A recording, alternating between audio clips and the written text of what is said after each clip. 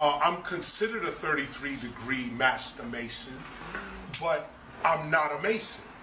I'm sort of what you would call an honorary member because I understand the truth. Freemasonry is about the building of man as Solomon's temple. As Solomon builds his temple, this is how you should be building yourself.